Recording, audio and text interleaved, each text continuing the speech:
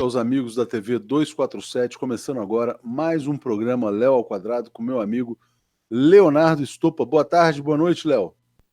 Boa noite, Léo. Tudo jóia, mas você tem que decidir, é boa tarde ou boa noite? Não, é boa tarde e boa noite. Pode ser boa tarde e boa noite, dependendo do local onde estiver o nosso público, Léo. Como 247 é mundial, Léo, pega até fora do planeta, a gente tem que falar sempre bom dia, porque a gente não sabe, às vezes a gente tá falando à noite, mas a pessoa tá lá do Japão assistindo. A pessoa, pô, aí já é bom dia. Exatamente. Já é bom dia. Tem Japão, tem Austrália, tem gente do mundo inteiro. Ô, Léo, antes de mais nada, queria te falar, passei um sufoco hoje aqui, rapaz, para abrir essa live, porque caiu a internet, caiu a luz, aí voltou a internet. Tá muito frio em São Paulo e tá chovendo muito. Como é que tá aí em Minas Gerais? Léo, aqui em Minas Gerais a coisa não tá tão fria assim não, mas tem uns micróbios aí que estão rondando a cidade aqui, a região, que tá gripando todo mundo. Mas, já que você falou essa questão da falta de energia, Léo, você associa essa falta de energia já a alguma espécie de crise no abastecimento de energia, talvez para prejudicar a indústria? Porque eu tenho essas conspirações constantemente. O que você acha? Não, conspiração é com você mesmo, né, Léo? Aliás, a gente está devendo o programa Conspirações por Leonardo Estopa, né? Quando é que você vai entregar esse programa, Léo? Pode até ser uma coisa assim, mais a hora da conspiração tem que ser de madrugada, Léo. A hora... Seria muito bom esse. A hora da conspiração. E tem que ser num horário que o número faça uma alusão a... Pode até ser... Não dá porque nós não temos 66 minutos. Mas a gente pode colocar, por exemplo, 7 horas da manhã, aí 7 horas e 6 minutos. Aí as pessoas vão fazer os cálculos, é porque dá 6 horas e 66 minutos. Aí a gente vai fazendo essas jogadas assim pro treco ficar mais chique. Nossa, eu nunca tinha pensado nisso. Mas é assim, você colocou do Brasil 247 porque é 24 horas por dia, 7 dias por semana. E o cara não soma para chegar no 13 do PT? A gente tem que fazer a engenharia reversa, a gente já tem que pensar nisso antes agora. Quando vocês olharem para o relógio e for 7 horas e 6 minutos, cuidado, pode ser 6 horas e 66 minutos também. Segundo Leonardo Estopa. Exatamente, tem que calcular as conspirações desse jeito. A gente busca... Tem Teorias da Conspiração for Dummies. Você já ouviu falar? Que é aquela coleção fantástica de livros, que são livros bem escritos no sentido de conversarem com qualquer tipo. Não precisa ser com especialista, qualquer pessoa consegue ler. Aí eu não sei se tem traduzido para português, mas tem Teorias das Conspirações for Dummies. Aí a gente pode fazer uma leitura desse livro e buscar ali qual que é o melhor horário, qual que é o dia da semana mais adequado. A Sônia pergunta assim, vocês não dormem? Eu durmo pouco. Dizem que o Leonardo Estopa não dorme. É verdade, você dorme pouco, né, Léo? Olha, eu durmo pouco, realmente. Eu durmo pouco. Eu gostei muito daquele vídeo que uma vez a Jennifer mostrou, você lá em Londres, com insônia, ele ia para academia às 2, 3 da manhã e ia para academia levando o tablet para fazer videoaulas, né? E uma invenção do Léo Estopa que era um... Como é que chama aquele negócio de foto? O pau de selfie do Léo, o pau de tablet para malhar, ouvindo as videoaulas, não era isso? Para aproveitar o tempo, Léo, isso aí é uma dica que eu até queria fazer esses tipos de dicas aí no meu canal. Para quem tem hiperatividade, não consegue se concentrar porque está sempre pensando, mas eu estou estudando, mas eu poderia estar fazendo isso ou aquilo. Aí você já arruma logo 3 atividades, que dessa forma não tem como você ficar desconcentrado. Já tem 3 atividades. Você está ao mesmo tempo estudando, você está fazendo academia e do mesmo momento você está escutando uma aula, fazendo academia, você ainda está adiantando algum artesanato lá. Então você está fazendo esteira, adiantando artesanato e estudando. Aí não tem como ficar ansioso, aí aprende as coisas. Aí aprende. Bom, a Verônica está recomendando chocolate quente para esses tempos frios, né? A Nália está dizendo que vai assistir a esse programa. E a Renata Galvão sugere um programa às 3h33, Léo. Você pode fazer às 3h33, Leonardo Estopa Conspirações. Vai ser muito legal, Léo, se você abrir uma live assim às 3 horas e 33 minutos para ver se entra gente para nos acompanhar. Ia ser muito divertido. 3 horas e 33 da manhã, Léo? 3h33. Quero ver se você consegue. 3h33. Tem uma galera que fica na internet esse horário. Aquele dia que a nova bomba do Glenn estava por chegar, eu fui a Diana, live, Diana, e na hora que a bomba chegou, já era quase 1h da manhã. E aí eu coloquei a reprise e a galera ficou debatendo a bomba, tinha 4.000 pessoas assistindo, debatendo aquela bomba, nova bomba do Glenn, isso 2h da manhã, 2h30 da manhã, ainda tinham 3.000 pessoas assistindo a reprise do programa e batendo papo sobre a bomba do Glenn, que tinha acabado de sair. Então tem gente de madrugada, assim, disposto a escutar teorias da conspiração, falar sobre política. O pessoal tá antenado. Deixa eu dar um alô para Rosilene, que esteve lá no Recife, mandando um cheiro para a gente aqui, muito legal. Léo, hoje a gente tem vários assuntos. O assunto principal é o recado do Papa Francisco para o Sérgio Moro, né? A gente vai falar sobre isso.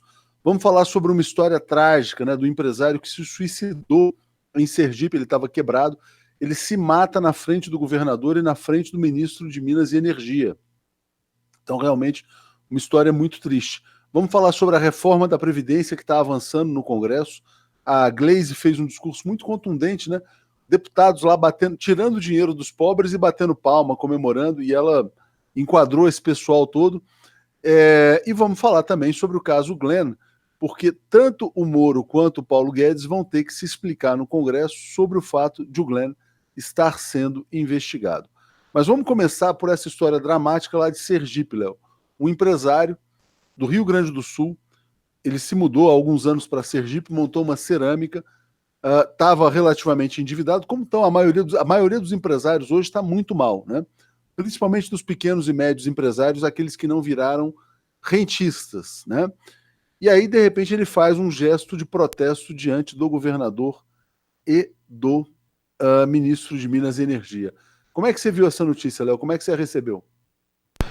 Bom, Léo, eu recebi essa notícia, eu tenho talvez várias coisas para falar sobre esse evento, né? E a primeira delas é, esse camarada, ele teve um ato de suicídio que serve para mandar uma mensagem interessante para todos os atores políticos do Brasil. Vamos começar pelos atores políticos responsáveis, obviamente, pelo suicídio dessa pessoa, que são os políticos, né? Porque temos atores políticos em todos os níveis. A mensagem que ele deu é uma mensagem de que o rico não está disposto a ficar pobre. E uma coisa básica, estavam lá vulneráveis o governador e o ministro, que poderiam ter morrido antes. Se ele está disposto a se matar, ele estaria disposto talvez a matar os personagens importantes que estão lá e se matar depois. Por que eu estou falando que essa mensagem é importante? Nós estamos aos poucos conduzindo o Brasil para uma situação em que pessoas que não estão preparadas para serem pobres estão sendo conduzidas à pobreza. O que significa que a gente pode começar a ter atentados suicidas no Brasil. Porque as pessoas que não estão preparadas para serem pobres, elas podem tomar uma atitude semelhante a essa, mas elas podem querer levar pessoas com elas. Obviamente, talvez ele imagina que o governador e o ministro fiquem traumatizados com o evento. A gente sabe que não, provavelmente já esqueceram do evento, mas talvez esse empresário poderia ter tido uma atitude mais pesada. O que eu estou querendo dizer com isso é que a condição que está sendo criada hoje no Brasil é uma condição insegura para todo mundo. Vamos lembrar, o cara se suicida na frente de duas personalidades políticas e ele poderia ter levado essas personalidades políticas com ele. É o primeiro ponto. O segundo ponto que a gente tem que levar em conta é um recado importantíssimo para outros atores políticos responsáveis pelo que a gente está vivendo hoje, que são os empresários brasileiros que quiseram desfazer o negócio do acordo de classes. No momento que os empresários brasileiros começaram a atacar os trabalhadores, eles não perceberam que eles estão caminhando para o mesmo destino desse empresário que se suicidou hoje, que é o destino de falir. A gente tem vários empresários brasileiros que aos poucos estão ficando mais pobres e eles não conseguem dar o braço a torcer, eles não conseguem chegar à conclusão que eles fizeram escolhas erradas e ainda há tempo de mudar. Isso me deixa impressionado, porque olha, o empresário é muito acostumado com mudança, ele às vezes lança um determinado produto que deu errado, ele já tira aquele produto ali, já coloca outro para substituir, mas nessa questão política, infelizmente, a gente está vivendo uma teimosia tão grande que muitos empresários não estão conseguindo dar o braço a torcer e não estão conseguindo admitir que erraram para reverterem essa situação. Esse é o segundo ponto. E o terceiro ponto é: essas políticas são políticas feitas para destruir o Brasil. Quando a gente fala da situação desse empresário, a gente fala da situação de um empresário que foi prejudicado pela escassez de energia. Quando a gente pensa na situação do governo Bolsonaro, quando a gente pensa na situação do governo Temer, a gente vê vários elementos políticos que foram aos poucos conduzindo o Brasil para a diminuição da disponibilidade energética. Desde o início da Lava Jato, a gente tem um ataque contra aquela que seria uma indústria que, obviamente, ia reduzir o preço da energia no Brasil inteiro. Quando a gente fala preço de energia, não pensem vocês que a energia elétrica está desconectada do gás, que é o caso específico desse empresário da área de cerâmicos, porque se você consegue diminuir o preço da energia elétrica, automaticamente todas as energias concorrentes vão ter o preço menor, básico de economia. E o que nós tivemos no início da Operação Lava Jato? Nós tivemos a sabotagem do projeto da nossa usina nuclear, nós tivemos na sequência uma sabotagem, não, isso antes, durante a sabotagem do projeto da usina nuclear, nós tivemos vários atos de sabotagem de usinas hidrelétricas que estão sendo construídas no Brasil há muito tempo e não ficam prontas por causa de uma sabotagem vinda do PSDB, e eu falo que ela é vinda do PSDB porque, por exemplo, o movimento Gota d'Água utilizou-se dos mesmos recursos humanos que a campanha do Aécio Neves. Então a gente vê que tem um trabalho no sentido de privilegiar a produção de energia a partir de fontes fósseis no Brasil. Falando de forma bem específica desse empresário, tudo aquilo que os empresários fizeram nos últimos anos tem sido no sentido de aumentar a energia no Brasil. É apoiar partidos que criticam a produção de energia a partir de hidrelétricas, apoiar uma Lava Jato que destruiu uma indústria nuclear que estava em desenvolvimento e ia, obviamente, forçar o preço de toda a fonte energética do Brasil para baixo.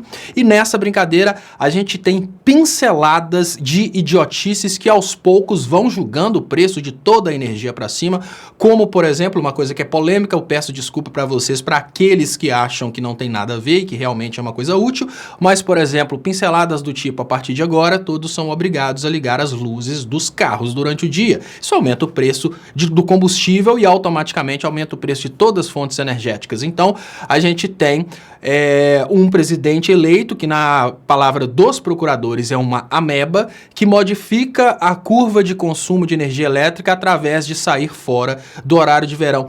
Todas essas brincadeiras advindas de pessoas que ou fazem isso por má fé ou fazem isso por profunda ignorância têm, obviamente, tornado a atividade industrial menos atrativa no Brasil. E o que acontece? Enquanto o Brasil vai, aos poucos, destruindo a sua capacidade de produção energética e, com isso, fazendo empresários se suicidarem ou empresários migrarem suas atividades para outros lugares, a China vai construindo aí várias usinas nucleares, investindo em várias estruturas de transmissão de energia. Infraestrutura de transmissão de energia é uma das coisas que a Globo criticou, falou que a Dilma fez errado. Ou seja, ela não deveria ter investido em infraestrutura de transmissão de energia, nas palavras da Rede Globo. Enquanto os países estão investindo em disponibilidade energética, transporte energético, o Brasil está investindo em aumento do preço da energia através de atitudes idiotas como essas que a gente vê acontecer no Brasil desde 2012, quando o Aécio Neves começou fortes campanhas contra a produção de energia através da fonte mais barata, que é a água, né? Afinal de contas, a gente não vai pegar e pagar a água que passa pelo rio. Tudo isso leva o Brasil para uma situação de ser menos atrativo para indústrias. O produto fica mais caro no mundo inteiro. E qual que é o resultado? No primeiro momento, Léo, para ter um produto do mesmo preço que o produto internacional, só resta aos empresários mexerem nos fatores de produção. Então, o que eles tentam fazer? Por causa de uma flexão no preço da energia, os empresários precisam pressionar o outro fator de produção, mão de obra. É o que eles conseguem fazer. Então, por causa do aumento do preço da energia, o trabalhador é obrigado a ganhar menos ou então a empresa tem que fechar. As pessoas não estão conseguindo perceber toda essa relação e as pessoas estão indo de cabeça em políticas imbecis que a gente nem precisa criticar necessariamente o governante ou o governo.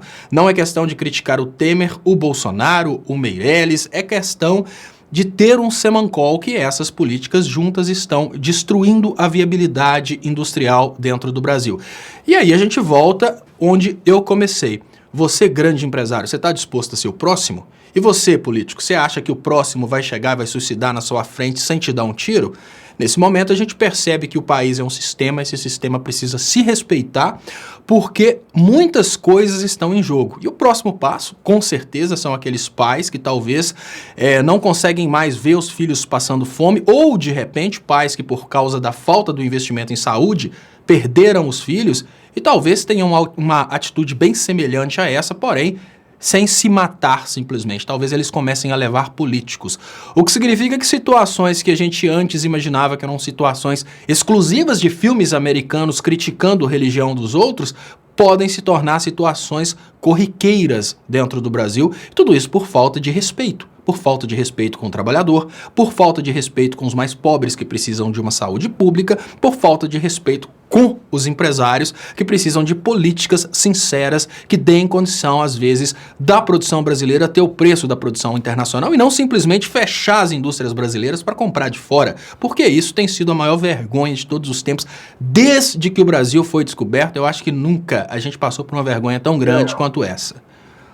O empresário se chama Sadi Paulo Castiel Gitz, proprietário da Cerâmica Sergipe, a história de fato é dramática, participava de um evento do governo estadual em Sergipe, né? Inclusive um colega nosso, que é o Walter, que trabalhou conosco, estava lá, ele hoje é secretário de imprensa da prefeitura, né? Disse que foi um momento dramático, né? Quando o governador ia falar, que é o Belivaldo Chagas, ele disse que o governador é mentiroso, e em seguida deu um tiro na boca. Foi num hotel de luxo lá em Aracaju, chamado Radisson, né? Realmente uma história dramática. É muito triste que isso tenha acontecido no estado de Sergipe. Deixa eu trazer alguns comentários, Léo, antes da gente continuar com o programa.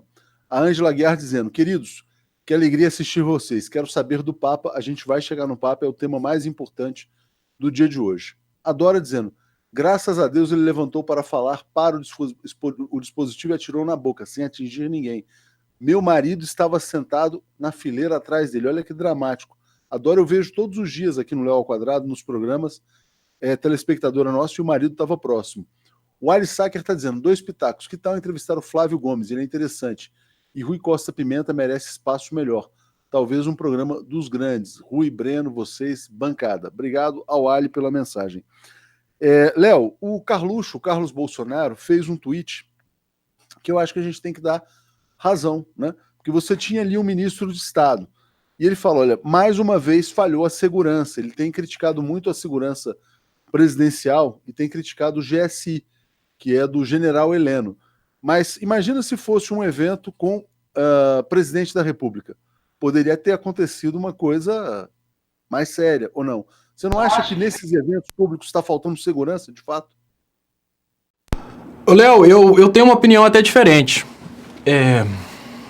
Você não consegue cercar um país inteiro. Você precisa respeitar esse país. Você não consegue cercar um país inteiro. O que está acontecendo hoje é que os políticos eles estão confiando demais na segurança. Os políticos que antes, obviamente, a gente tinha possibilidades de eventos de atentados, eventos de homicídio contra políticos, né, crimes políticos acontecerem no Brasil. Claro que a gente tinha essa possibilidade. Só que antes existia um respeito mútuo e um respeito à democracia que não demandava tanto esses eventos. O que a gente tinha era queima de arquivo, que é uma coisa bem diferente de crimes porque as pessoas estão sentindo ódio e precisam matar porque estão morrendo de raiva daquele político. O que está acontecendo hoje, pessoas estão se matando porque estão morrendo de raiva desses políticos. Olha, eu já vi vários vídeos de atentados que acontecem em locais como, por exemplo, países do Oriente Médio, onde as pessoas realmente perdem a paciência com o desrespeito. E um dos atentados mais chocantes que eu vi é um carro-bomba, Léo. O carro, ele vai em alta velocidade, ele é filmado por, parece que são drones dos Estados Unidos que fazem essa filmagem. Então o carro-bomba, ele sai de uma distância de uns 4 quilômetros e por 4 quilômetros esse carro vai em alta velocidade. Quando esse carro se aproxima de um local que parece que é um palácio, ele bate no portão do palácio, ou seja, ele não pede para entrar. e quando ele entra dentro daquela realidade, ele explode. E aí passam alguns minutos e o que sobrou do palácio é, obviamente, o lote que existia antes da construção, o que significa que não existe nenhum local seguro quando você faz um país inseguro. Não existe local seguro. O que existe hoje é que o preço que uma pessoa paga para descontar de um político, ele é muito alto perto daquilo que ela tem para perder. Mas imagine uma pessoa que já está disposta a morrer porque perdeu aquilo que ela considerava mais importante. No caso desse empresário, ele considerava a empresa dele mais importante que a própria vida. Quantas pessoas no Brasil podem chegar ao ponto de perderem aquilo que elas consideram mais importante? Muitas pessoas questionam a postura daqueles que se tornam homens-bomba, daqueles que se tornam lutadores suicidas nas guerras que os Estados Unidos promovem ao redor do mundo.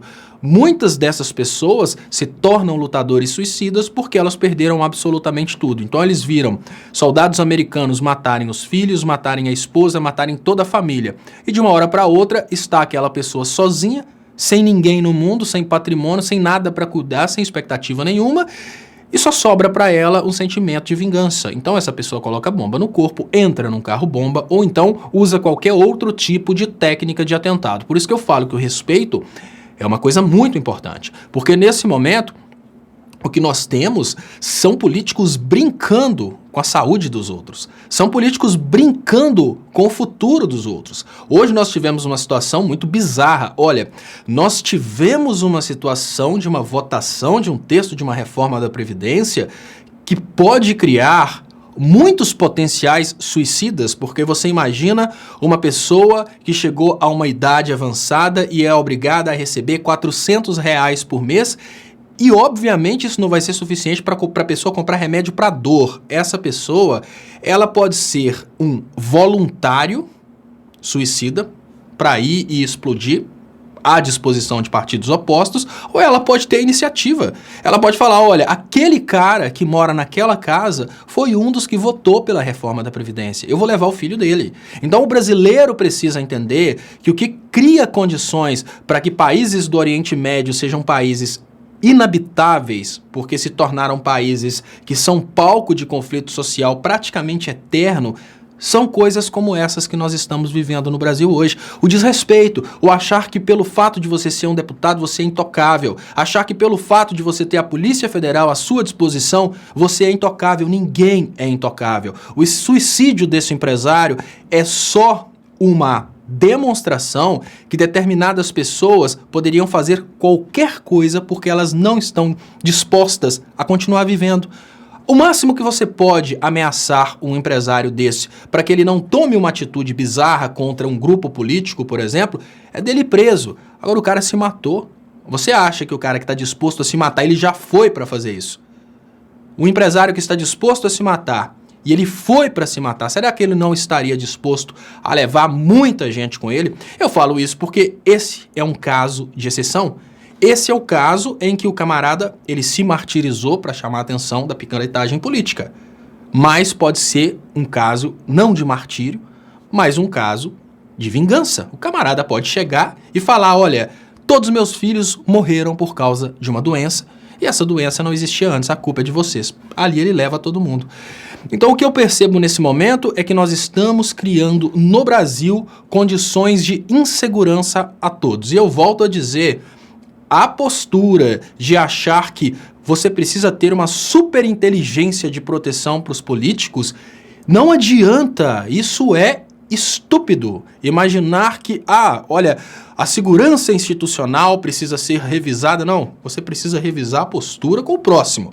Você precisa revisar a postura que você está tendo com o povo que você convive com ele. Porque o que a gente vê hoje é um país que respeita mais Estados Unidos e Israel do que o próprio povo. E numa situação dessa, você ter que viver dentro do Brasil sem respeitar o povo brasileiro, você está propenso a esse tipo de problema, por mais que você tenha o controle sobre o Exército, sobre a Marinha, sobre a Aeronáutica e sobre a Polícia Federal. Chega um momento que não dá, né? Eu volto a dizer, lá no Oriente Médio, uma das cenas mais chocantes que eu vi é de um carro que entrou e explodiu um palácio. Então, se um carro explodiu um palácio, pode ter certeza que a gente pode chegar nesse ponto no Brasil. Respeito. E essa revolta da população brasileira está crescendo. Não sei se você viu, hoje houve um outro episódio, que foi o episódio Ocupa a Van. Né? O Ocupa a Van foi organizado por pessoas ligadas ao MTST e foi uma ocupação na empresa do Luciano Hang, inclusive um ato lá em que pagaram com cheques simbólicos no tamanho da dívida dele com a Previdência, que é uma dívida multimilionária. E, aliás, hoje se aprovou na comissão especial lá o parecer da reforma da Previdência. Você falou que as pessoas podem se revoltar com deputados, já está circulando por toda a internet os nomes dos deputados que votaram para acabar com a aposentadoria dos mais pobres. Então eu queria te pedir para comentar ao mesmo tempo o movimento Ocupa a Van, porque o Luciano Hang deve à Previdência Social, e também o risco que passam a correr agora os deputados que votaram contra a população mais pobre do Brasil. Exatamente, Léo. Olha, e nas palavras de Adiel de Oliveira, que fala: a paga do horror é o terror. O que está acontecendo hoje é que nós temos uma situação de um quebra-pau dentro do Brasil. Esse quebra-pau, infelizmente, ele acontece porque um grupo de deputados e senadores, esse grupo tem certeza que é protegido e mais. Existe uma certeza muito grande, inclusive uma piada a respeito do povo brasileiro. Olha, o político aprendeu que o povo brasileiro é gado, tem memória curta e o político pode fazer o que quer. Só que a reforma da Previdência é uma coisa bem diferente. Bem diferente. Veja bem, e todas as vezes, ultimamente, a gente tem recebido tantas pessoas falando chora esquerdalha, né? Tantas pessoas falando isso. Eu falo por mim, eu sei que é um pouco repugnante falar esse tipo de coisa, mas eu falo, olha, eu defendo a Previdência como direito do brasileiro por ter convicções que indiretamente isso pode me afetar, porque diretamente eu queria deixar bem claro que eu não sou contribuinte, eu sou um irresponsável. Eu chamo a atenção do respeito àquela pessoa que começou a trabalhar com 16 anos de idade e contribui desde os 16 anos de idade de forma ininterrupta e agora tem uma surpresa dessa. E aí a gente pensa o seguinte, olha, beleza, o brasileiro, ele tem memória curta, você pode dar o tapa na cara do brasileiro, eles vão encontrar os milhões do Paulo Preto, eles vão saber do caso do roubo anel, mas nada disso vai prejudicar porque a Globo vai se calar e todo mundo vai esquecer. Pronto, a gente sabe disso. Mas será que essa lógica se aplica à reforma da Previdência? Porque a reforma da Previdência, ela tem efeito a curto, médio e longo prazo e efeito perpétuo. O que eu quero dizer, Léo, é que o que pode acontecer é que com o passar dos anos, essa sociedade brasileira cada vez mais violenta, cada vez mais perigosa, ela possa criar um comportamento perpétuo de vingança que pode se estender às famílias desses políticos. Olha, os políticos estão agindo de forma irresponsável.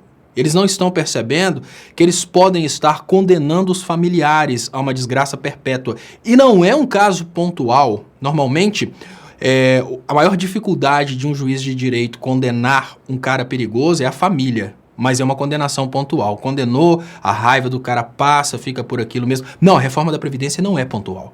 A reforma da Previdência é uma coisa que vai ser repercutida eternamente. Então teremos pessoas no Brasil dando endereço de familiares de políticos, teremos pessoas no Brasil incentivando vingança contra políticos, teremos pessoas no Brasil dando endereço de políticos, e assim que a reforma da Previdência começar a causar dor, a dor vai fazer pessoas no Brasil agindo contra esses políticos. O que eu chamo a atenção é que a reforma da Previdência, que talvez seria até interessante, porque seria a única forma da gente ver o eleitor do Bolsonaro realmente pagar pelo que ele fez. Por um lado, a gente pensa, nossa, como isso vai ser sentido a longo prazo? O molequinho de 16 anos que fez campanha para o Bolsonaro e oprimiu pela internet, ele vai pagar por isso, vamos rir da cara dele. Não, mas não é só isso.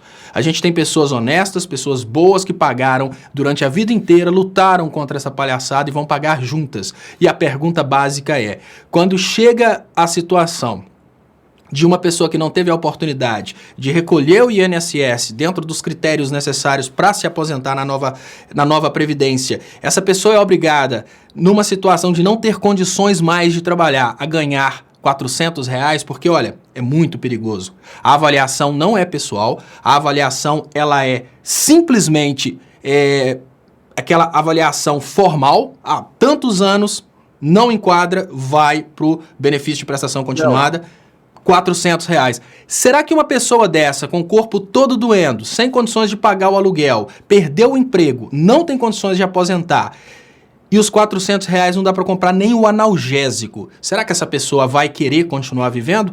Se ela não quiser continuar vivendo, a pergunta básica que eu faço é, será que essa pessoa vai embora dessa vida sem levar um dos culpados?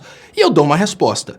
Eu acho que não. Sabe por quê? Porque lá no Oriente, onde essas coisas acontecem, onde esses atentados são coisas normais do dia a dia, são seres humanos como nós. E não pensem vocês que os atentados são todos religiosos.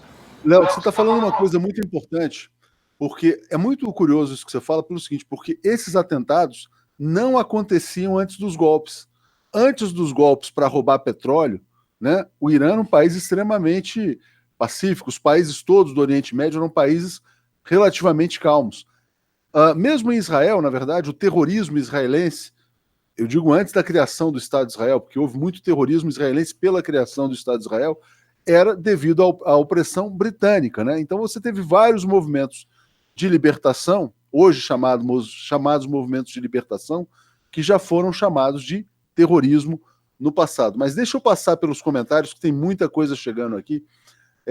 O Cláudio, por exemplo, finalmente o caos provocado pelo golpe começou a atingir a classe dominante, que apoiou o mesmo golpe. Aqui se faz, aqui se paga.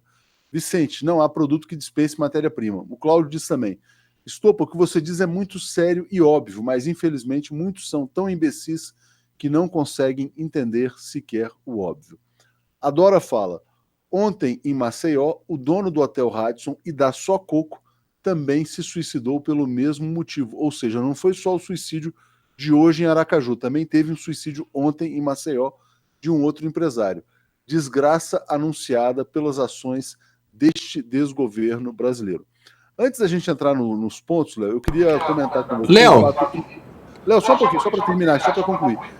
A gente tem um desgoverno no Brasil, mas é um desgoverno muito interessante, muito curioso, né? Um desgoverno que ontem, no dia 3 de julho, foi à Embaixada dos Estados Unidos comemorar a independência dos Estados Unidos. A primeira vez que um presidente do Brasil vai à comemoração da independência de um outro país, como fez o Jair Bolsonaro. Eu queria te passar essa informação também. Então, Léo, para mim é um símbolo de submissão. Ontem eu conversei sobre esse assunto com o Aquiles Lins, porque tem o Aquias Santarém e o Aquiles Lins, os dois são batalhadores pela democracia, às vezes eu pego e falo o nome de um com o outro. Olha, o que a gente percebe, Léo, é que o Brasil ele já começa a criar uma conexão ideológica do povo brasileiro na ideia de ser submisso aos Estados Unidos.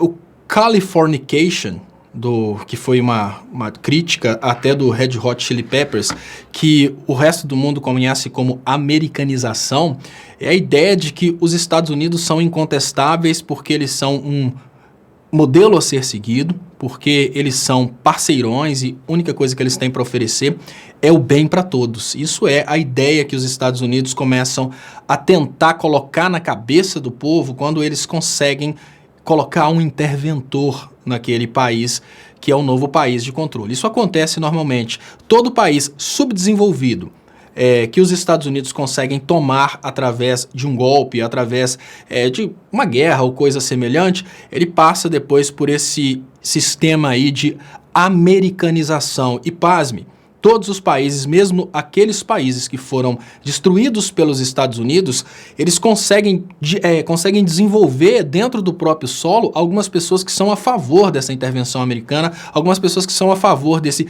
Americanization que eles fazem através de posturas como essa de um presidente nosso que foi para uma festa de independência dos Estados Unidos como se fosse um governador indo para a festa de independência do Brasil, porque a relação passa a ser essa. Só que existe uma pequena diferença. Os bolsominions, eles lutavam pelo Brasil como sendo dos Estados Unidos, porque existia uma ilusão no sentido de um Brasil sendo dos Estados Unidos, mas o Brasil tendo qualquer tipo de direito. Era aquela relação de o Brasil como um novo Estado americano, mas não é bem assim. A situação de colônia é diferente. Eu fiz uma comparação ontem que eu acho interessante, que é a comparação da diferença entre um filho e um serviçal.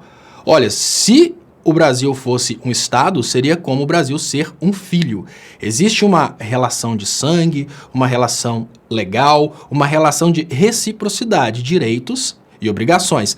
Já na condição de serviçal, o Brasil, como várias colônias indiretas dos Estados Unidos ao redor do mundo, eles estão na condição de servir sem ter direito algum, que significa que o bolsominion que bateu panela não vai ter direito a um passaporte emitido pelos Estados Unidos da América, mas vai ter todas as obrigações de pagar os tributos por ser uma colônia dos Estados Unidos da América. Quando o Bolsonaro procura a embaixada e continua solidificando essa linha ideológica, o que ele consegue fazer, na verdade, é demonstrar, pelo menos para sua base de aliados, que nós somos parceirões dos Estados Unidos, o que é uma grande mentira. Nós não somos parceirões dos Estados Unidos. Nós somos uma neocolônia, estamos vivendo uma situação de desindustrialização, estamos enviando todo o serviço confortável e bem rentável lá para os Estados Unidos e está vindo para o Brasil a parte pesada do serviço. Então,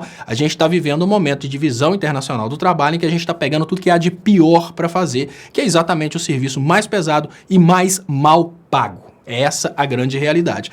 E só para concluir sobre essa questão dos Estados Unidos e voltando àquilo que eu te pedi um tempinho atrás, Léo, até essa questão de chamar uma pessoa de terrorista é uma questão que vem do Americanization, porque, veja bem, no momento em que você vê os Estados Unidos levando um porta-aviões para um país do Oriente e americanos saindo de caças e explodindo determinadas regiões, como Trump comemorou a utilização das bombas mais poderosas dos Estados Unidos na Síria, a tendência natural é a gente olhar para aquela pessoa e falar que é um soldado americano, é um piloto, né, o exército americano. Agora, quando os habitantes daquele país em intervenção, em invasão, sob ataque, tentam lutar contra o que está acontecendo, eles são taxados de terroristas. É essa linha discursiva que permite aos Estados Unidos se colocarem como libertadores do mundo, lógico, não para 100% da população, mas por questões óbvias de maioria para 100% das nações, porque em todos os países a tendência é que a maioria do povo pense que os Estados Unidos estão envolvidos nessas guerras por questões de libertar as pessoas desses países de governos tiranos. Mas igual você falou, antes da intervenção dos Estados Unidos, esses países eram pacíficos. Exatamente, Léo. E a guerra de libertação nacional, vamos dizer assim, as tropas de libertação são os amigos. Então, por exemplo, o Guaidó poderia fazer um exército de libertação nacional. Mas se alguém quiser, por acaso, libertar o Brasil do Bolsonaro, vai ser terrorista. É assim que funciona a classificação. É muito simples, né, Léo? O Guaidó é o libertador contra o tirano. Se alguém quiser libertar o Brasil do Bolsonaro, vai ser um terrorista contra o governo amigo legítimo do Império. Mas, enfim, essa é uma outra questão. A gente fala com calma depois, porque tem uma pauta muito extensa, Léo, é muito tema para a gente comentar. Eu queria já entrar no tema Papa Francisco. O Papa gravou um vídeo de 1 minuto onde ele fala que um juiz, a responsabilidade de um juiz é a maior que existe na face da Terra. Lida com a vida das pessoas e com o bem das pessoas. E o Papa fala o seguinte, que os juízes têm que seguir o exemplo de Jesus Cristo, que nunca negociou a verdade. Olha, 99% das pessoas que viram esse vídeo passaram a ver um recado para o Sérgio Moro. Por que para o Moro? Porque o Papa tem tocado na questão da justiça com muita frequência. Ele, inclusive, denunciou o lawfare. Disse que o lawfare é uma maneira já de você usar a toga para fazer política, para eliminar adversários e fazer política. Eu te pergunto, Léo, o recado do Papa Francisco é para o Moro ou essa é uma interpretação da esquerda brasileira? Olha, Léo, é claro que o recado do Papa Francisco é pro Moro, mas uma coisa que a gente precisa... Isso é muito importante, gente. A gente precisa avaliar o modus operandi do Império Americano através do tempo. Olha, teve um tempo que o Império Americano fazia uso da questão aí de terrorismo, né? Todo mundo era terrorista e criavam espetáculos ao redor do mundo para usar o terrorismo como justificativa para ganharem guerras. O modo operandi desse novo tempo é a utilização do poder judiciário. É uma coisa que não está acontecendo só no Brasil. E eu fico tentando entender por que o brasileiro tem uma dificuldade tão grande de perceber que nós estamos sob ataque numa guerra que não é uma guerra, obviamente, com a utilização das armas. Não é o exército americano de pessoas armadas que estão aqui, mas é um exército americano de inteligência, de controle da população. E hoje nós temos essa medida se repetindo em vários países para utilização do sistema judicial, para movimentar a política, juízes que obviamente estão tomando decisões por causa de interesses pessoais e mais. O Papa denuncia ao mesmo tempo os eventos que estão acontecendo nesse momento nas suas palavras e na imagem do vídeo ele denuncia a postura que é uma postura muito tradicional entre os juízes, é a maior crítica que se tem contra o sistema, o poder judiciário, e essa crítica é mundial. Se você procura as pesquisas relacionadas ao poder judiciário em termos de percepção pública, você vai ver que mais de 90% das pessoas acreditam que o poder judiciário, ele sim, beneficia os mais ricos. E o vídeo do Papa, ele é muito claro nesse ponto, ele fala, pô, juiz, tenha a dignidade de, pelo menos, se inspirar em Jesus Cristo e responder com a verdade. E não responder àquele que tem mais dinheiro. Porque é isso que o vídeo mostra e é essa a realidade. Nós temos uma situação que a gente não pode negar que o Lula é muito mais rico do que eu. Não sei do que você, Léo, que você é o patrão. Mas, obviamente, o Lula é muito mais rico que eu. Mas os algozes do Lula são muito mais ricos que ele. Então o juiz sempre vai julgar dessa forma?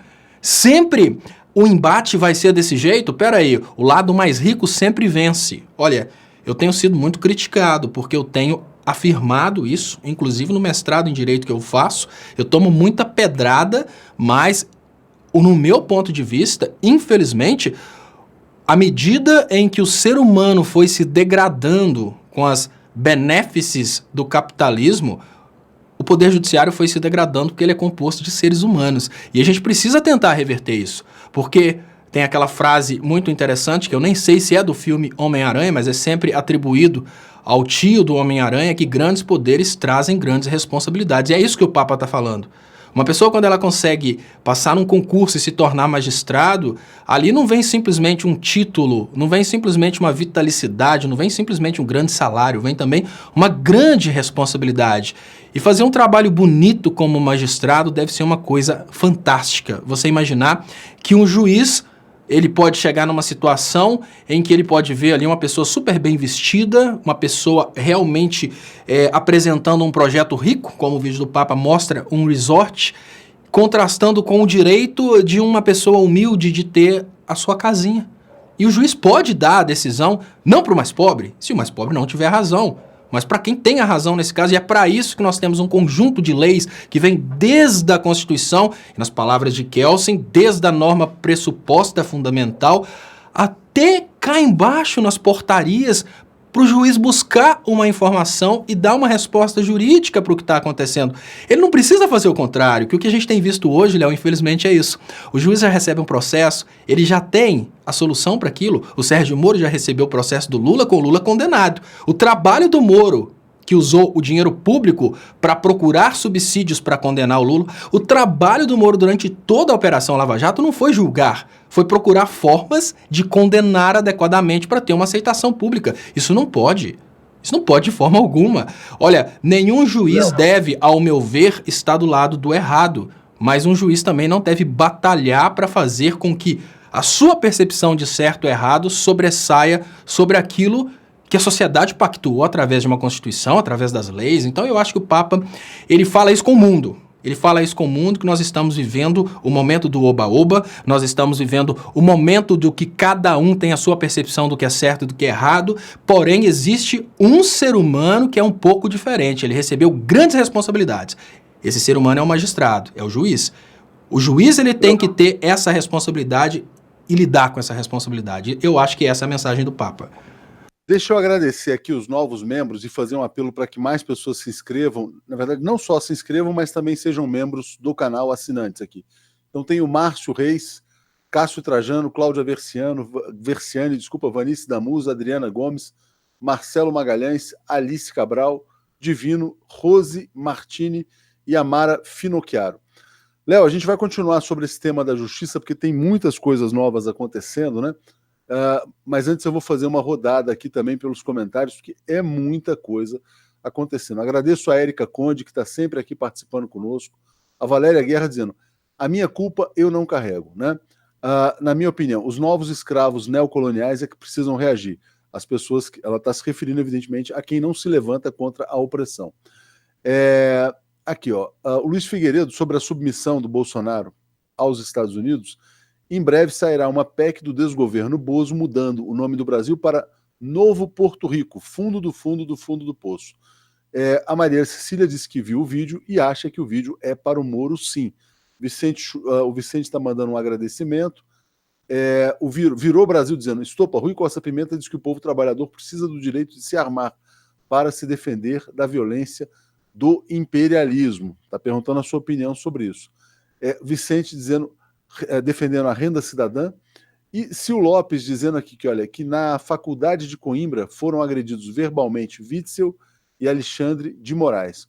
O Lídio está escandalizado com baixíssimo nível da Câmara Federal. Se você quiser falar sobre a questão de armamento para a população, Léo, você fala já, mas eu já vou me emendar com outro tema que eu queria trazer, que é a carta que o Léo Pinheiro, executivo da OAS, escreveu para a Folha, dizendo o seguinte, olha, ele está com a delação dele lá pendurada, sendo negociada, e falou o seguinte, olha, não, veja bem, eu nunca fui pressionado ou coagido a delatar o Lula.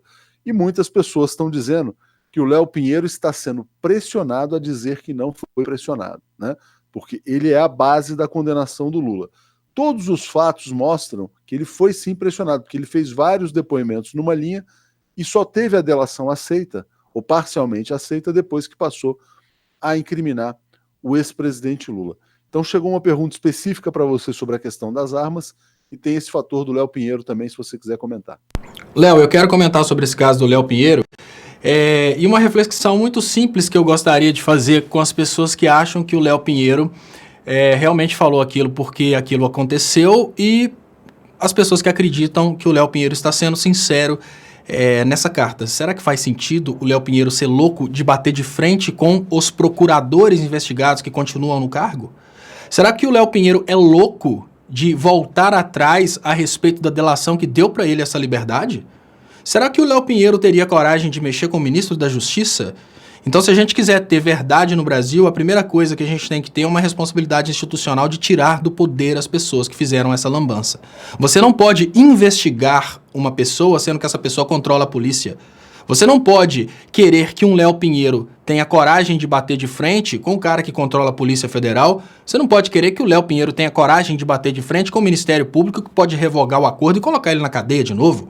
Então vamos cair na real. Qual que é o interesse do Léo Pinheiro em voltar atrás na delação que o deu a liberdade? Ele vai defender até a morte essa delação, porque agora ir contra a delação dele é ir contra ele. Então eu pergunto para qualquer um de vocês, qual de vocês que enfrentaria a cadeia para libertar outra pessoa? Não precisa me responder que talvez pelo filho, né? Talvez pela filha. Mas não é o caso de relação entre o Léo Pinheiro e o ex-presidente Lula. Então, sempre que o Léo Pinheiro tiver que responder por sua delação, ele vai fazer o possível e o impossível para falar que a delação é verdadeira. E a pessoa entre nós que foi idiota o suficiente para achar que por questão moral o Léo Pinheiro vai voltar atrás na delação e ir para a cadeia para proteger o ex-presidente Lula, olha, tem que ser muito idiota para acreditar numa coisa dessa. Muito idiota mesmo. Agora, sobre a questão das armas, Léo, o ponto que eu tenho a respeito dessa questão das armas sempre foi muito, como eu digo, eu sempre fui muito firme nessa opinião a respeito da questão das armas. Eu não acredito na menor possibilidade da liberação das armas diminuir de alguma forma ou de outra, o crime no Brasil. Eu não acredito na menor possibilidade de uma pessoa conseguir se defender porque ela tem uma arma. Olha, a quantidade de invasões, a única probabilidade de uma pessoa se defender de um criminoso é no evento de uma invasão, porque ela tem o elemento surpresa do lado dela. Então, uma pessoa está invadindo a sua casa e aí você dá um tiro até para cima, a pessoa sai correndo, isso é natural. Agora, quantos crimes no Brasil são de invasão? A maioria dos crimes acontecem na rua, quando o elemento surpresa está, obviamente, do lado do criminoso. Então eu não acredito que a arma tenha qualquer tipo de probabilidade de coibir o crime. Eu acho muito pelo contrário, ela vai incentivar o crime. Quando o criminoso souber que aquela mocinha lá anda armada, ele vai olhar a oportunidade para tomar a arma dela. Afinal de contas, a arma é uma coisa bem valiosa. Mas no que diz respeito ao direito de ter armas, eu nunca fui contra. Eu sempre fui contra enganar. Por exemplo, eu sou contra qualquer amigo meu, e vocês que estão assistindo, eu sou contra todos vocês fumarem. Eu não posso proibir vocês de fumarem. Mas se perguntam para mim, falam, por favor, não fumem. Vocês estão repetindo o destino do meu pai.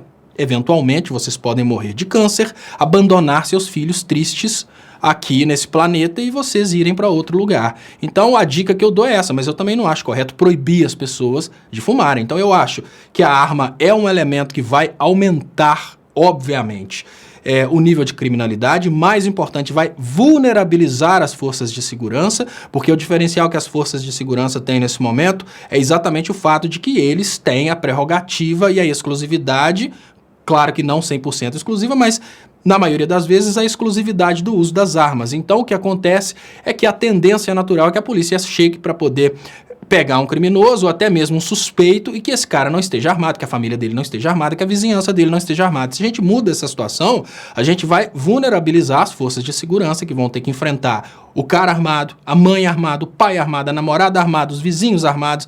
Esse é o ponto de vista que eu tenho. Não resolve a questão da criminalidade, mas em contrapartida, eu não sou a favor de tirar o direito de um cidadão de ter uma arma. Eu sou a favor de que a responsabilidade fale mais alto.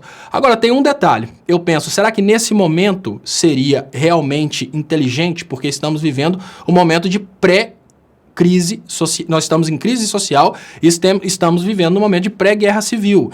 E o que o Rui fala é uma coisa que faz um pouco de sentido, porque o Bolsonaro está armando os fanáticos. E aí o Bolsonaro arma os fanáticos e o outro lado da história está desarmado. Então talvez o que o Rui esteja falando nesse momento é isso, olha, estamos como gado esperando que os fanáticos do Bolsonaro sejam armados e a gente vai ter que receber, infelizmente, os fanáticos do Bolsonaro atirando na gente e a gente simplesmente abrindo os braços e recebendo os tiros. Talvez seja esse o posicionamento dele, mas o ponto de vista que eu tenho é que a melhor forma da gente vencer os fanáticos é através do diálogo. Eu acho que é possível. Se um pastor conseguiu convencer o fanático de alguma coisa, significa que o fanático pode ter o seu convencimento moldado. Então você tem que pensar dessa forma, olha, se alguém pegou uma massinha e conseguiu colocar uma massinha no formato de uma bola, talvez você consiga pegar a mesma massinha e colocar no formato de um quadrado. É moldável. Então eu acho que nesse momento partir para qualquer ação violenta, povo contra povo, é como se fosse uma briga dentro de casa. Você vai matar um irmão e depois vai arrepender o resto da vida por ter matado um irmão. Então eu acho que partir para o armamento nesse momento da esquerda para combater uma direita armada é menos inteligente do que minguar a direita a ponto que eles sejam tão poucos que eles vão ser insignificantes. É o ponto de vista que eu tenho. A gente pode chegar ao ponto de reduzir à direita só as milícias existentes, porque a tendência natural do Bolsonaro é querer criar uma super milícia, né, quando ele quer liberar armas e tal. O papinho é de que são pessoas de bem, mas a gente vê o que essas pessoas de bem são capazes de fazer quando tem a micareta do domingo. Eles estão nas ruas pedindo coisas absurdas, estão dispostos, obviamente, a fazerem guerras pelo Bolsonaro. O que a gente precisa fazer é minguar essas micaretas através do conhecimento, através da inteligência. Porque uma guerra dentro do Brasil, a gente volta para o início dessa live, nós vamos ter para o resto da eternidade um grupo explodindo o outro, um atentado aqui, um atentado ali, e a coisa nunca, absolutamente nunca vai entrar no eixo, porque olha, imagine o seguinte, Léo, imagine que dentro da cidade de Ponte Nova, um determinado grupo de direita atirou num determinado grupo de esquerda. Aí você criou uma situação em que pelo menos 10 famílias de um lado e 10 famílias do outro vão se confrontar por toda uma eternidade. Nós estamos abrindo feridas no Brasil que são feridas impossíveis de serem cicatrizadas, que é o que acontece exatamente nesses países que os Estados Unidos exploram a guerra civil para conseguirem comprar os recursos desses países por um valor muito baixo. Então, para os Estados Unidos, essa guerra entre dois lados no Brasil é fantástica, porque aí a gente não se organiza, a gente não monta empresa, a gente não monta indústria, a gente não usa nossos recursos, nossa energia, e eles vão usar. Para eles é muito bom, mas para nós não. Pior, Léo, a gente pode ter até empresários se suicidando, como aconteceu no estado de Sergipe. Deixa eu agradecer aqui a Isabel Adão, que chegou como assinante, membro agora.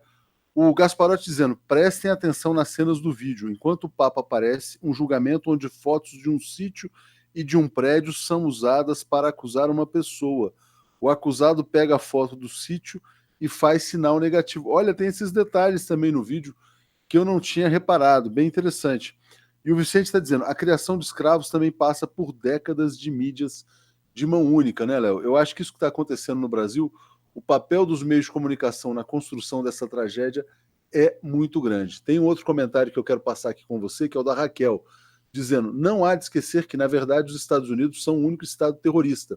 Atucho, mandei um artigo no 247, mas vocês pediram uma foto e uma biografia. O que faço? Mando uma foto para o contato@brasil247.com.br e também uma pequena biografia. Oi, sou Raquel, faço isso. É só 3 linhas para a gente botar no seu perfil como colunista. E o Gasparotti está dizendo, assim, na frase anterior, no superchat anterior, a frase correta é, enquanto o Papa fala, aqui ó, enquanto o Papa fala, um julgamento, enquanto o Papa fala, aparece a imagem de um julgamento com fotos de um sítio e de um prédio, ou seja, pode ser uma alusão a Atibaia e Triplex e o juiz, né, ali entre os poderosos e entre aquele que representa o povo no vídeo do Papa Francisco. Voltando ao Papa, Léo, olha que interessante, o Papa é argentino. O Alberto Fernandes, que é candidato a presidente da Argentina, veio ao Brasil, visitou Lula e mandou um alerta para os juízes brasileiros. Falou, olha, o Estado brasileiro, que é o Estado opressor, está criando um mito. E olha que coisa mágica que a gente vai assistir na Argentina. De um lado, o Jair Bolsonaro, né, representante dos Estados Unidos em solo brasileiro, dizendo que os argentinos têm que reeleger o Maurício Macri. De outro, o candidato favorito, que é o Alberto Fernandes, visitando o Lula, né, como se a visita ao Lula fosse uma passagem para a sua chegada à presidência da República Argentina, à Casa Rosada. Muito interessante essa visita, Léo. Eu acho que o candidato que visitou o Lula tem mais chances de ser eleito do que o candidato que conta com o apoio do Bolsonaro, que é representante dos Estados Unidos em solo brasileiro e não presidente do Brasil, na minha opinião. Fala, Léo. Eu também concordo, Léo. A tendência minha é pensar na racionalidade das pessoas, né?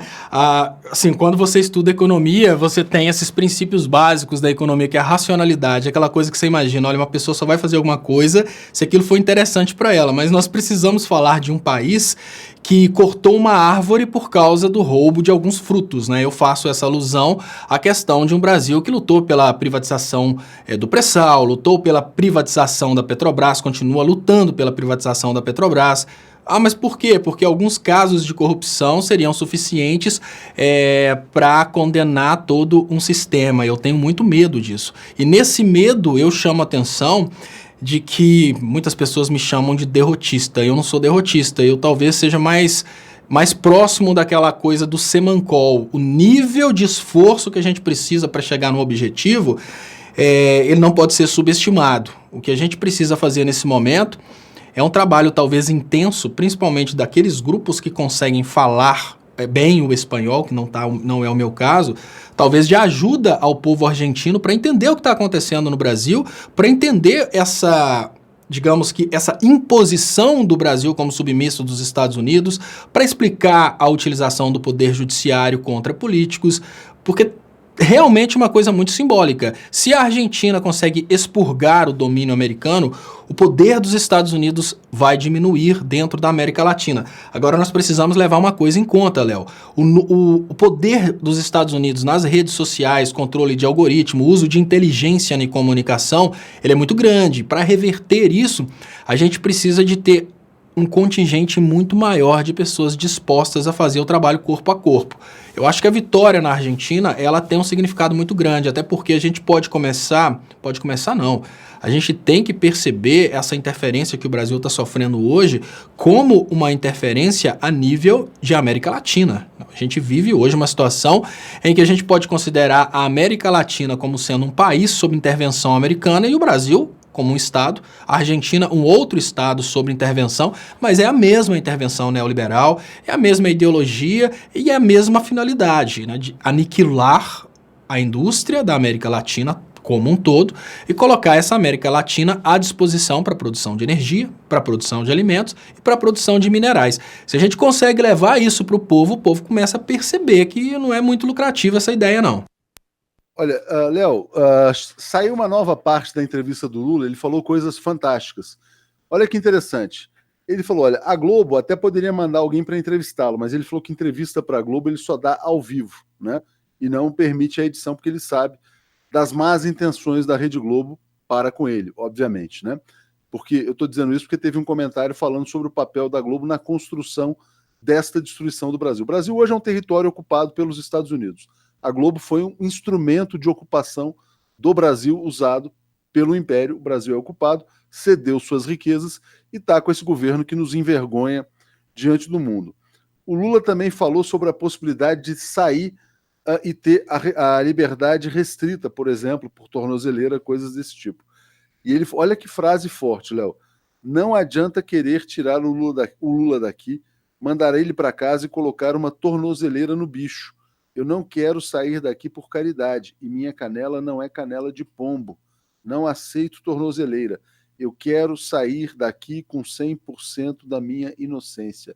Fora disso, esqueçam, né? O Lula, né, a cada dia dá um exemplo maior de dignidade, Léo. Realmente, ele está dando um exemplo para o povo brasileiro de coragem, de dignidade e de firmeza ao não se submeter a nenhum tipo de humilhação, né? Ele que deixou a presidência da República com 87% de aprovação. Olha o que o Estado brasileiro, que mantém Fernando Henrique solto, José Serra solto, Aécio Neves solto, Michel Temer solto, tanta gente solta, Beto Richa solto, né? E prende o Lula, que saiu da presidência da República com 87% de aprovação e saiu da presidência da República com a maior taxa de crescimento da história do Brasil. Então o Lula tem toda a razão ao não se dobrar e dizer que ele não tem canela de pombo. Léo, passo para você. Um país que deixa soltos, vou repetir, Michel Temer, Aécio, Fernando Henrique, Serra, né, Beto Richa, tanta gente prende o Lula, realmente é um país que está dando uma lição para o mundo de vergonha, uma vergonha internacional, o que o Brasil está fazendo, porque todo mundo sabe da ficha corrida de todos esses nomes que eu mencionei. Fala, Léo. Sim, Léo. Olha, uma coisa muito interessante que a gente percebe, e eu falei sobre isso, né? Eu falei há poucos dias atrás, eu falei que um dos motivos de eu lutar pela liberdade do Lula é que eu percebo que por eu ser fraco e não ter o tamanho do Lula, a capacidade de perdão, a capacidade de resistir a pressões, eu talvez tenha que... Eu preciso exatamente de uma pessoa que tenha esse tamanho do ex-presidente Lula. Eu vou falar sobre isso, mas eu só vou agradecer a Ana Célia Germán, que pergunta. Ela fala, não consigo assistir as tuas lives das 22, Léo Estopa. Então a live é 22h30, hoje eu vou falar sobre a reforma da Previdência, mas eu não fiz ontem mesmo, eu até deixei um aviso lá que eu estava perrengue ontem, então por isso que eu fugi da live ontem. Mas eu vou fazer. Então voltando só nessa questão aí do ex-presidente Lula... o que acontece, gente, é que o Lula, ele é muito grande e ele demonstra que existem pessoas que são mesquinhas, existem pessoas que são grandes e existem pessoas que são simplesmente egoístas. É questão de amor próprio. Quando a gente percebe um posicionamento de um Léo Pinheiro que mudou a sua delação para sair da cadeia, quando a gente percebe um posicionamento de um Palocci, a gente percebe que são pessoas dispostas a fazerem parte disso que está destruindo o Brasil para conseguirem a sua liberdade, para conseguirem participar dessa brincadeira. O Lula não modificou sua ideologia, o Lula não modificou a sua dignidade, o Lula não está disposto a participar dessa grande palhaçada. A gente sabe que o Lula poderia estar livre se o Lula não estivesse lutando pelo direito dos mais pobres.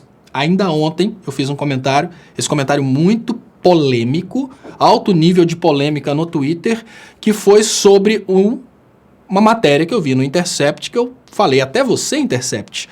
E essa matéria tem tudo a ver com isso que eu tô falando agora, Léo, que a gente percebe o posicionamento do Lula, que ele é um posicionamento inegociável.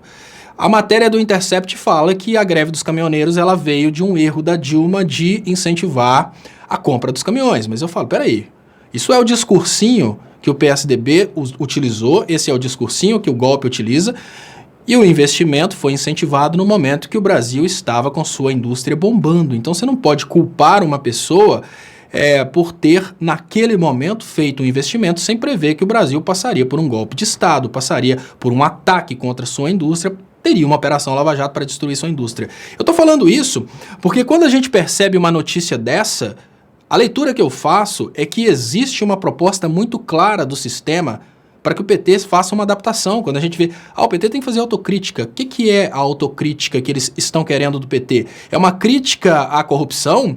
É falar que determinados políticos realmente participaram de esquemas de corrupção e está errado? Não. A autocrítica que está sendo solicitada do PT é a autocrítica que o Lula não faz. A autocrítica a respeito das políticas econômicas.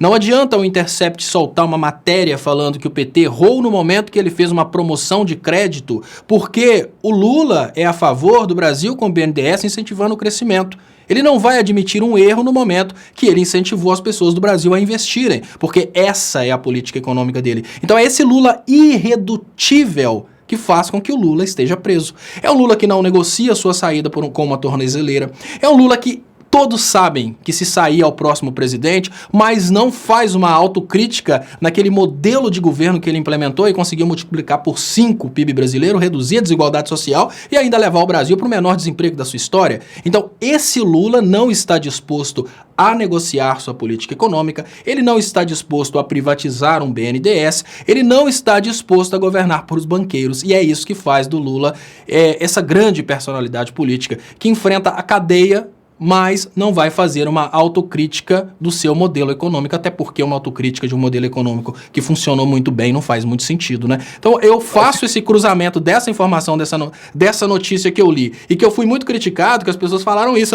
então quer dizer que o PT não pode fazer uma autocrítica, não pode ser criticado. Não, eu estou lendo a intenção por trás da matéria. É criticar o modelo econômico desenvolvimentista, é atacar o BNDES, é atacar o governo que promove o desenvolvimento do seu país.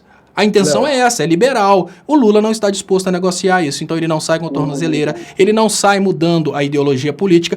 Se quiser tirar da cadeia, vai tirar o Lula, não um neo-Lula. Claro. O responsável, Léo, pela greve dos caminhoneiros, só para deixar claro, já que você trouxe esse tema, é o senhor Fernando Henrique Cardoso. Foi ele que indicou o Pedro Parente para a presidência da Petrobras e foi o Pedro Parente que implantou a política de preços, né, de preços internacionais, que ferrou os caminhoneiros. Então essa culpa está óbvia. Tanto que quando houve a greve dos caminhoneiros, quem caiu e pediu demissão foi o próprio Parente, que sabe o que ele fez nos verões passados. O problema é que os caminhoneiros têm memória curta. Saiu o Pedro Parente, entrou um outro cara lá, fazendo exatamente a mesma política que era o Ivan Monteiro. E agora você tem o presidente do desgoverno Bolsonaro. Deixa eu agradecer aqui o comentário do Gats, dizendo que o canal precisa de mais moderação, do Cláudio dizendo, o que o Rui disse aqui, ele defendeu armar a classe trabalhadora para que essa se defenda do Estado opressor. Léo, se eu puder dar a minha opinião aqui, eu acho que é uma situação muito delicada, porque realmente quem está defendendo isso é o próprio Bolsonaro, né, que ele fala que as pessoas têm que ter armas para defender a sua liberdade contra opressores, como Maduro e tal, mas eu acho que eu não defendo que se coloque um país em guerra civil, não. Léo, vou te passar para os comentários finais, a gente já estourou o nosso horário, daqui a pouco tem o Boa Noite 247, mas eu queria só que você fizesse o comentário final, fechando a questão do Papa que mandou esse recado através desse vídeo que teve grande repercussão. Sim, Léo, eu vou fechar com uma frase que se repetiu várias vezes aqui, até porque ela é uma frase que eu queria falar desde o início, o Papa é pop. Ser pop não significa necessariamente escutar os engenheiros do Havaí. Ser pop significa ter amor ao próximo. E olha, nós não podemos admitir que o poder de julgar trabalhe para 1% da população. Em todos os conflitos envolvendo duas partes, a decisão já está pré-condicionada ao poder aquisitivo das pessoas. Então eu acho que a obrigação de um religioso que se diz cristão é buscar nos ensinamentos de Cristo aquilo que ele vai fazer durante a vida, aquilo que ele vai expressar durante a vida. Então, como o Estado é laico, no Brasil a gente pode ter desde o satanismo até o cristianismo e temos religiões intermediárias. O que eu tenho percebido é que temos aproveitadores que fazem uso do nome Cristo para colocarem uma estampa dentro nas suas igrejas, falando que são igrejas cristãs, mas na verdade são doutrinas de alienação. O Papa traz um ensinamento puramente cristão, e a melhor forma de tentar refutar o Papa é buscando qualquer erro do posicionamento dele no Evangelho de Jesus Cristo. Agora, se vocês quiserem refutar as igrejas que estão do lado do Bolsonaro, vocês podem fazer a mesma coisa. Então a gente vê que o posicionamento do Papa é compatível com o espaço de fala dele. Afinal de contas, o Papa é cristão. A gente sabe que tivemos papas que usavam do poder simplesmente para desfrutar do poder, mas hoje a gente vê talvez uma pequena exceção na realidade entre os líderes religiosos. A gente vê um Papa que realmente quer o bem do próximo. E um Papa que realmente está representando o cristianismo. Eu volto a dizer, porque até o Fernando Holliday falou que os esquerdistas entraram na religião. Não. A religião surgiu por causa de um grande esquerdista que era Jesus Cristo. Se tiver dúvidas, Fernando, é só ler o Evangelho. Pode te dar um trabalhinho, pode te dar uma trava na cuca, mas se ler o Evangelho vai ver que o que o Papa está fazendo é simplesmente contextualizar os ensinamentos de Cristo para a realidade atual. Léo, deixa eu só dar um alô aqui para Verônica, que disse que não viu o vídeo do Papa. Então tá lá na página do Brasil 247, tem várias matérias com esse vídeo. A Ângela está dizendo, o PT cometeu erro sim, vários petistas os apontaram, mas nada semelhante ao que está e sempre foi feito para fazer o golpe. Queria avisar, aproveitar a grande audiência, a gente está com quase 8 mil pessoas aqui, Léo, para avisar o seguinte, que o nosso encontro de Brasília já tem data. Então quem quiser se programar para o encontro dos assinantes em Brasília, vai ser no dia 10 de agosto, sábado, 10 de agosto, encontro dos assinantes em Brasília, e evidentemente o convite vai ser enviado para os assinantes e membros. Então, por favor, quem está inscrito no canal, mas ainda não é membro, é só se tornar membro aqui do lado do botão inscreva-se. E quem puder ser assinante, que é ainda melhor, é brasil247.com/apoio. Léo, queria te agradecer muito pelo programa de hoje, a todos que assistiram, e chamar todos para assistirem o Boa Noite daqui a pouquinho. Beleza, Léo? E eu queria aproveitar que você falou de Brasília, eu queria convidar o Jair Bolsonaro para bater um papo sobre política e economia amanhã, às 2 horas, na Ceilândia, em frente ao lote 14. É para lá que eu vou. Para quem gosta de Legião Urbana, isso aí é o Faroeste Caboclo. Pessoal, eu continuo um pouquinho aqui no canal Leonardo Stoppa, eu vou falar um pouco sobre essa questão da crítica que eu fiz ao Intercept, falar um pouco sobre BNDES, e mais tarde, às 10h30 da noite, eu vou falar mais sobre reforma da Previdência e os possíveis impactos na economia. Então, muito obrigado. Só mais um comentário aqui do Vicente, Léo, dizendo, um jeito legal de ser desenvolvimentista é cobrar o preço justo pelo que se vende atualmente. Léo, boa noite a você, boa noite a todos e até daqui a pouquinho no Boa Noite 247. Valeu, gente. Pois é, pessoal, eu queria agradecer a todos vocês que ficaram assistindo aqui o programa. Eu queria agradecer a Diel de Oliveira. Lula tem que pedir asilo político e ajudar as forças progressistas do mundo, inclusive as forças progressistas dos Estados Unidos. Então, Adiel, a questão do Lula não ter pedido asilo político é porque o Lula preferiu ser mártir nessa situação. O Lula preferiu enfrentar a cadeia e foi exatamente o Lula ter...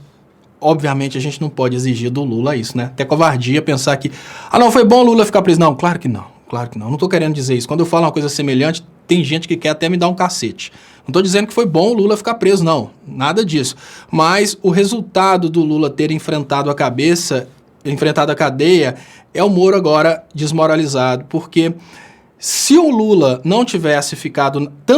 olha que interessante, o Moro sabia... que era muito mais interessante o Lula numa embaixada. O Moro sabia que era muito mais interessante o Lula fugir do que o Lula ir para a cadeia. Colocar o Lula na cadeia, condenar o Lula, obviamente, era um prêmio político para o Sérgio Moro. Condenar o Lula. Mas o Lula preso era um problema para o Sérgio Moro ter que, assim... solucionar para o resto da vida. Manter o Lula preso foi sempre um grande problema para o Sérgio Moro. Se o Lula tivesse ido para uma embaixada, a voz dele teria sido silenciada pela percepção de covardia, de não ter tido coragem de enfrentar o problema. Percepção. Eu não estou falando que você acharia que o Lula é covarde, me entenda bem. E nem estou falando que eu acharia que o Lula é covarde. Eu sempre defendi essa ideia do Lula ir para uma embaixada. Mas o que eu estou querendo dizer nesse momento é que se o Lula tivesse realmente ido para uma embaixada, ele teria sido percebido por muitas pessoas como covarde. O Lula foi, durante todo esse tempo, irredutível na sua inocência. O Lula sempre prometeu ao povo brasileiro que o povo saberia da verdade, e é exatamente isso que fez com que um grande clamor se formasse no sentido de trazer a verdade à tona. O fato do Lula ter sido preso e não ter ido para uma embaixada foi o que trouxe o Lula como candidato. Se o Lula tivesse numa embaixada, ele obviamente não teria sido candidato. Ele foi candidato no Brasil. Tudo que aconteceu, que trouxe o Brasil para essa situação dos vazamentos da Lava Jato, aconteceu exatamente por causa do apelo do Lula preso. Então esse é o ponto que eu tenho estratégico, mas obviamente esse ponto não significa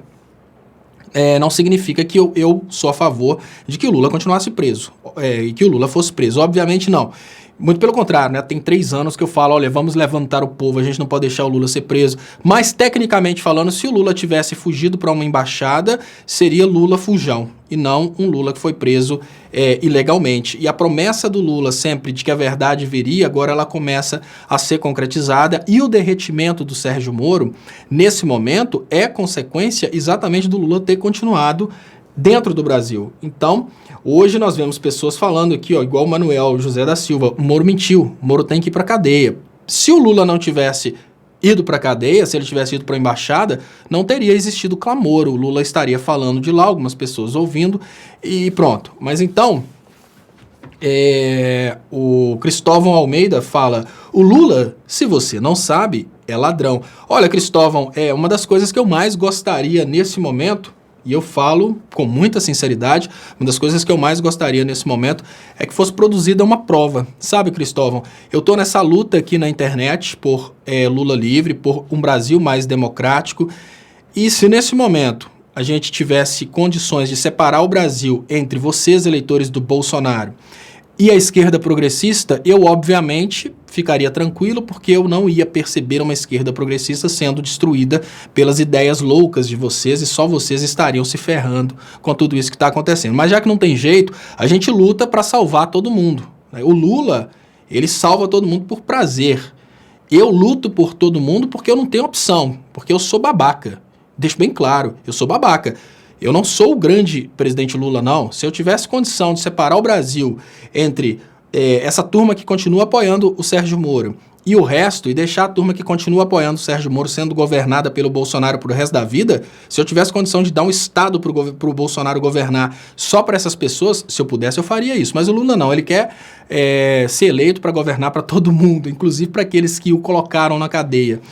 Mas o ponto de vista que eu tenho é muito simples. Se você conseguir trazer para mim elementos de prova que mostrem que o Lula realmente é ladrão e não um juiz que combinou com o Ministério Público várias formas de criar provas para falar que o Lula é ladrão, eu vou acreditar e vou falar, olha, realmente o Lula é ladrão e eu vou parar de defender a inocência do Lula, né? Eu vou defender as políticas econômicas, porque aí eu vou pensar, peraí, qual que eu prefiro? O Bolsonaro do Queiroz ou o Lula que é ladrão, porque esse cara trouxe uma prova que o Lula é ladrão? Ainda assim eu vou preferir o Lula, porque mesmo que o Lula tenha se envolvido com qualquer tipo de coisa errada, ele ainda conseguiu fazer uma coisa muito melhor que o Bolsonaro, que obviamente se envolveu com coisa errada, e vocês não tocam nesse assunto. Mas eu queria falar sobre um tweet polêmico meu de ontem, que ele deu um rebuliço muito grande no Twitter, que eu fiz uma crítica a uma crítica do Intercept. E as pessoas me criticaram falando, vocês não aguentam imparcialidade? É só falar do PT que você... Não. Olha, gente, eu falo constantemente do PT, eu falo da comunicação do PT, eu falo que o PT é um partido que gosta de estrelas e começou a ignorar o povão. Eu faço muitas críticas ao PT, dentro das autocríticas que o PT tem que fazer. A primeira delas é se ele realmente continua sendo um partido de trabalhadores, porque o que a gente percebe é um PT que gosta muito de gente muito importante. Infelizmente, tenho que falar isso, é a crítica que eu faço. Agora, no momento em que você critica o PT falando que a Dilma errou ao criar linhas de financiamento para pessoas comprarem caminhões, você não está criticando o PT. Você está criticando um modelo político, um modelo econômico. Isso é muito importante. Porque, veja bem, se você quer criticar o PT, o Partido dos Trabalhadores, se você quer criticar a Dilma, você pode fazer críticas relacionadas ao partido ou relacionadas à pessoa. Normalmente, quando o MBL fazia críticas a Dilma, falava de estocar o vento. O MBL fazia críticas a Dilma falando sobre ela ter tropeçado em determinadas palavras quando ela estava fazendo discurso. Eram sempre assuntos relacionados à pessoa da Dilma. Quando vão criticar o PT, é o partido mais corrupto do mundo, é um partido do mensalão, do lão, e pronto. Isso é uma crítica ao PT. A crítica a Dilma é uma crítica pessoal. Agora, quando você chega e faz uma crítica contra um modelo econômico, contra uma forma de gerir o Estado, você não está fazendo uma autocrítica do partido, você está criticando um modelo econômico e você critica desde quem aplica aquele modelo econômico até lá atrás, quem criou aquele modelo econômico. Só que o mais interessante, aquela crítica que eles fazem ao fato do PT ter feito investimentos no sentido de liberar créditos mais fáceis para aqueles que quisessem investir na economia, esse modelo é utilizado no mundo inteiro. Então, se você critica esse modelo, você, obviamente, está chamando atenção para outro modelo. Eu chamei a atenção de todo mundo durante muito tempo. Olha, quando você fala mal do PT, você está automaticamente dando a seguinte informação indireta para as pessoas. Se o PT é ruim, você tem que escolher outro. Então, sem querer, você está fazendo campanha para outro. Né? Se é um partido se é um estado que o PSDB ganhou, você fez campanha para o PSDB. Se é o estado que o PMDB ganhou, você fez campanha para o PMDB e assim por diante. Da mesma forma, nós temos hoje duas grandes correntes econômicas, e essas correntes econômicas, elas controlam a postura do Estado ao redor do mundo. Então, se uma pessoa vai numa corrente liberal, ela entende que os mercados têm que se regular automaticamente, e é exatamente esse tipo de modelo que o Paulo Guedes está implementando no Brasil. O modelo que você tem que privatizar tudo, o modelo que o Banco de Desenvolvimento não tem que participar de empréstimos. Esse é o modelo liberal. É esse modelo que aquela matéria propõe. Então, no momento que uma matéria faz uma crítica a uma atitude progressista, essa matéria não está criticando o PT, essa matéria tem um pano de fundo. Enquanto algumas pessoas conseguem ler como sendo, olha, eles estão fazendo uma autocrítica do PT, que bonito. A leitura que eu faço é bem diferente. Olha, eles estão fazendo uma proposta para que o PT passe para o liberalismo. Se vocês querem realmente um PT liberal, a gente pode fazer uma fusão. Quem sabe, se o PT vai ser um partido liberal, por que não fundir o PT com o DEM, com democratas? Por que não fundir o PT com o PSDB?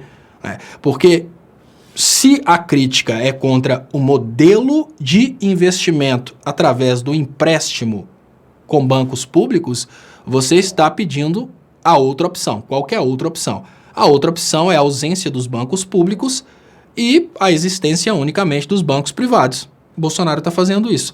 Então, é bem importante entender que muitas vezes as notícias elas trazem uma linha de capa, que é a linha de capa que é percebida e não pode ser criticada, porque senão você não admite autocrítica, pisou no calo, é isso que falaram de mim. Ah, pisou no calo. Olha, querem falar dos partidos? Falem dos partidos.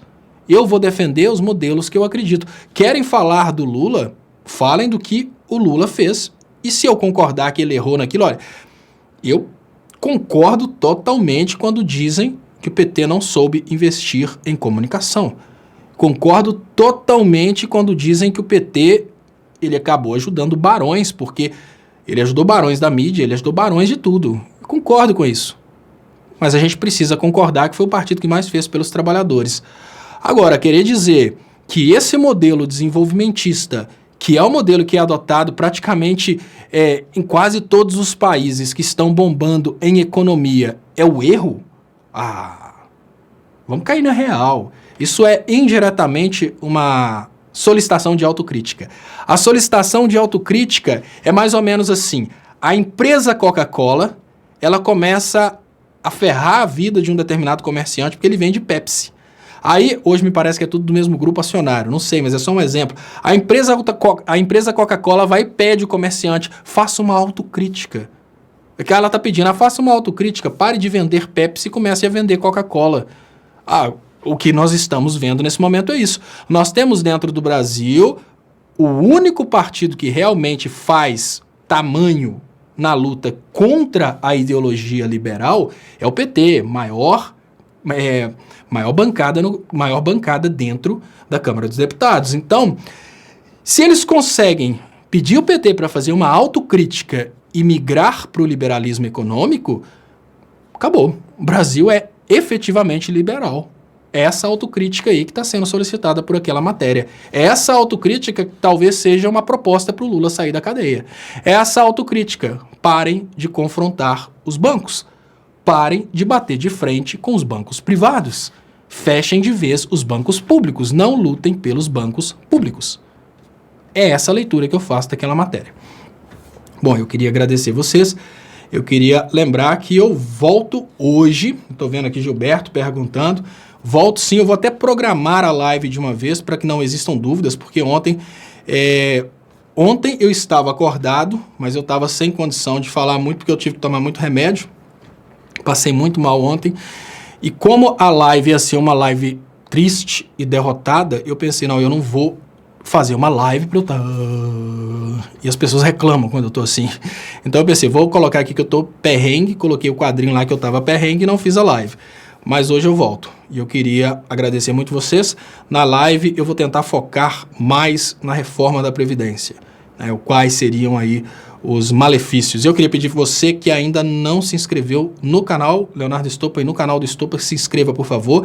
Queria lembrar que eu não estou transmitindo mais no Facebook, porque o Facebook, em sua malignitude, ele simplesmente falou com o Leonardo Estopa que os vídeos do Leonardo Estopa são vídeos de nudismo e por isso o Leonardo Estopa não pode mais transmitir no Facebook. Então, porque senão, se for denunciado mais uma vez por nudismo, a página cai. Então eu queria eu queria convidar, eu vi aqui a Lucas Novas falando, a Dilma foi enfrentar os juros abusivos do sistema financeiro e derrubaram ela, exatamente. Eu queria convidar vocês às 22h30 para o programa Léo Estopa ao vivo de hoje. Queria agradecer mais uma vez a super força de todos vocês.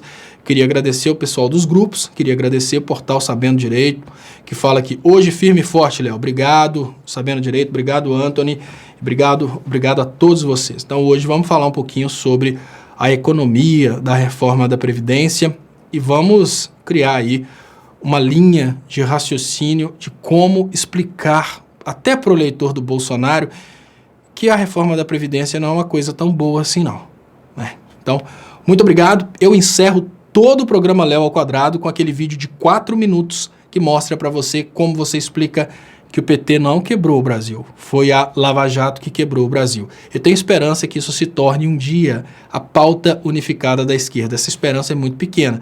Mas, como dizem que a esperança é a última que morre, e os piadistas dizem que não. Quem morre por último é a sogra. Eu falei que os piadistas porque é piada, tá, pessoal? Assistam aí esse vídeo, compartilhem a live. Quem puder ajudar meu trabalho, tem as contas bancárias anunciadas aí nas descrições dessa live. Muito obrigado e até às 10h30. Aguardo você lá, compartilhe, convide amigos. Valeu, pessoal. Pois é, pessoal, a primeira pesquisa que eu vou fazer aqui é a respeito do PIB Brasil. Quando vocês quiserem saber qual que é o valor do PIB brasileiro em determinada época, o que vocês precisam fazer é caminhar com o mouse por aqui, que vocês vão ter as respostas no lado direito da tela. Então, olha só, nesse período aqui, que é um período anterior ao governo do PT, PIB per capita significa PIB por pessoa, $1.919 em 1986. Qual que é um período interessante para a gente comparar?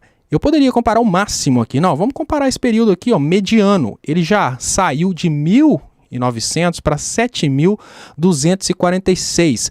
Mesmo se você quiser comparar com o pior período da ex-presidente Dilma, a realidade de hoje ainda é muito melhor que essa realidade anterior. Agora vamos para um outro raciocínio, que é o coeficiente Gini. Tá, veja bem, isso aqui é o Banco Mundial. Vocês vão vir aqui embaixo e procurar por Brasil. Essa é a informação a respeito da diferença social no Brasil. Por que é importante vocês confirmarem esses números?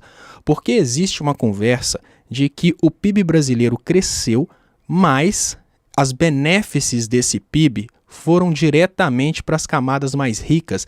Claro que os ricos ficaram mais ricos, mas é muito importante mostrar que o crescimento do PIB e as políticas de distribuição de renda conseguiram diminuir a desigualdade social no Brasil. Com esses dois gráficos, vocês vão conseguir demonstrar para os colegas de vocês que o Brasil cresceu sim durante os governos de esquerda e, mais importante que isso, esse crescimento refletiu em toda a população. Aqui, pesquisa Desemprego Brasil, FHC e Lula. Você pode utilizar qualquer gráfico para mostrar para eles. Tem várias opções de gráficos aqui.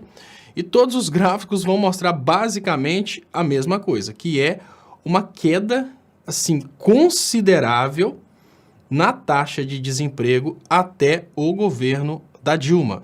O que acontece? O desemprego, ele começa... Isso aqui é a taxa do governo, olha que interessante. O desemprego durante o FHC, Lula 1, olha como é que o desemprego ele vai caindo até o final do governo da Dilma 1. O que causou o desemprego no Brasil? Foi o PT? Vamos raciocinar aqui usando a própria cabeça e não usando o sentimento. Olha só, o PT pegou o governo do FHC com desemprego lá em cima. Durante todo o período, o PT foi só reduzindo a taxa de desemprego, isso aqui. Aí chega nesse ponto aqui, no final do primeiro mandato da Dilma, começa o espetáculo da Operação Lava Jato. E o que a gente tem como resultado? O desemprego sobe de uma vez só. Até o final do primeiro mandato da Dilma, quando não tinham tantas interferências no governo, quando não tinha o Aécio Neves fazendo as pautas bomba e travando o Congresso para prejudicar a Dilma, e quando não tinha o espetáculo da Operação Lava Jato, o desemprego só estava caindo. Então, gente, é muito óbvio. A Operação Lava Jato é esse momento aqui, ó, onde o Brasil quebra, o desemprego sobe de uma vez só, o PIB volta a cair. E aí eu vou trazer para vocês mais uma informação que saiu aqui junto com essa informação do Desemprego Brasil, que é isso aqui, ó. Olha que interessante para vocês mostrarem também para os seus amigos. Falências requeridas. Peraí, foi o PT que quebrou o Brasil.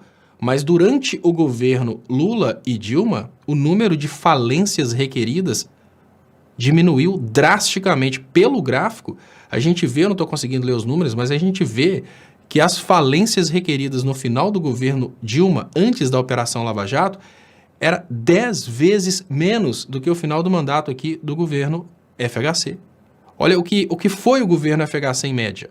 Olha o que aconteceu durante o governo Lula. Durante o governo Dilma, o número de falências só caiu.